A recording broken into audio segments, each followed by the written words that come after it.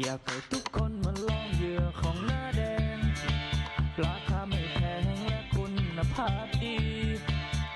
มีเยอะแยะมากมายให้เลือกหลากหลายสีที่นี่ของดีการันตีจากผู้ใช้จริงเหยื่อของหน้าแดงขายก็กระโดดเพชรบุรีชื่อนี้มีแต่ของดีราคาถูกใจมาจัดไปกันเลยนะอุปกรณ์ตกปลาทางเรามีครบวงจรกบยางกบไม้ครบครันที่สุดของความมันขายกบกระโดดเพชรบุรี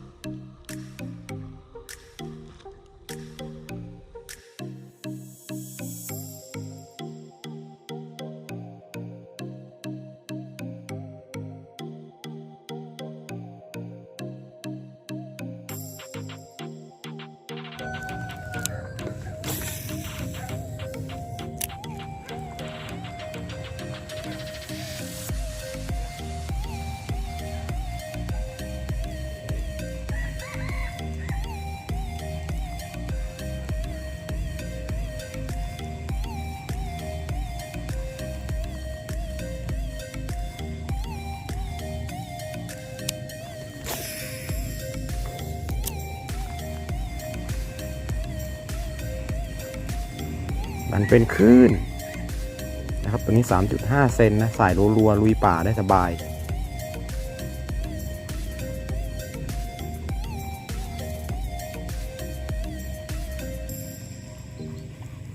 มีไล่มาตามนะครับ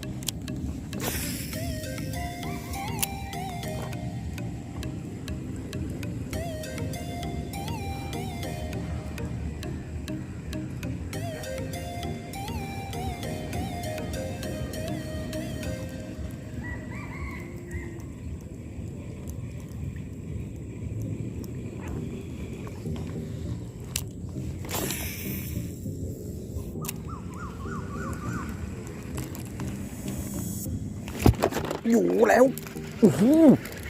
ดันเป็นคลื่นเอาแล้วนะครับดันเป็นคลื่นนะครับลากรัวๆมากับปลาช่อนไซส์สวยเลยนะครับนี่ครับโอ้โหดันเป็นคลื่นนะครับมาตัวนี้ 3.5 เซนนะครับ โอ้โหโอ้โหไซส์ใช้ได้เลยนะครับนะนี่นะใส่รัวๆเลยนะครับตัวนี้นะดันเป็นคลื่นนะครับดู 3.5 เซนนี่เราเรียกปลาได้ดีนะครับดูโอ้โหขนาดนี้นะครับต้นไซส์ดันโลเลยนะครับก็นี่นะครับฝากผลงานได้เลยนะครับกับหมายเนี่ยครับหมายที่เนี่ยทุ่งนานะครับนะสายพวกนี้อุปสรรคมีนะครับต้องใช้สายประเภทนี้นะครับถึงจะลุยหมายได้นะครับนี่ดูผลงานก็ฝากผลงานด้วยนะครับเดี๋ยวถ่ายภาพนิ่งกัน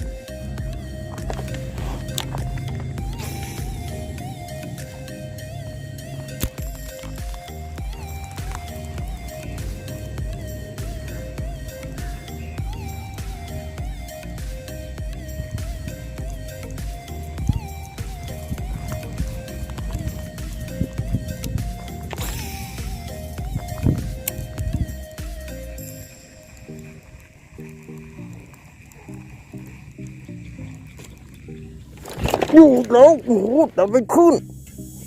โอ้โหไปแล้วไปโลนะครับนะนี่จับเป็นคลื่นนะครับไซโลเลยโอ้โหดูนะครับตีสายอย่างนี้นะครับกับหมายทุ่งนาอุปสรรคเยอะๆอย่างเงี้ยนะครับเหมาะ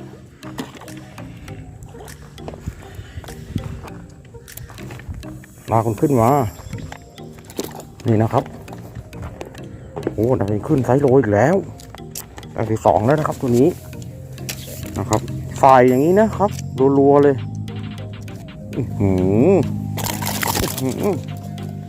นี่ครับดันโลนะครับใส่เป็นคลื่นนะครับดู 3.5 เซนเท่านั้นนะครับนะนี่นะก็กับหมายนะครับดูนี่หมายธรรมชาติทุ่งนาอุปสรรคเยอะนะครับใช้สายอย่างเงี้ยมันลุยได้เลยนะครับนะก็สนใจก็ใส่ขึ้นได้เลยครับกบเพชรบุรีนะครับตัวละ100เท่านั้นเองฝากผลงานด้วยนะครับ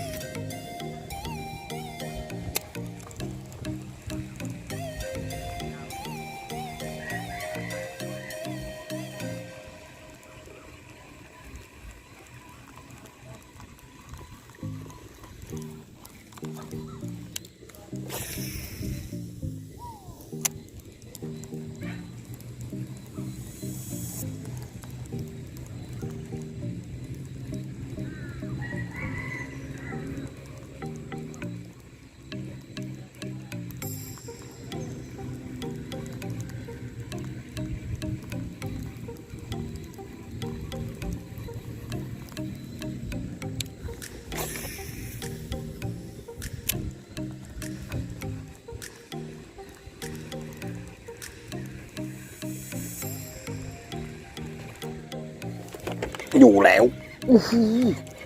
อีกแล้วดันเป็นคลื่นนะครับดันเป็นคลื่น 3.5 เซนนะครับกับปลาช่อนไซส์สวยเลยนี่แต้มที่3แล้วนะครับนี่สายก็ไม่ขี้เหร่นะครับนี่ดันเป็นคลื่นนะครับ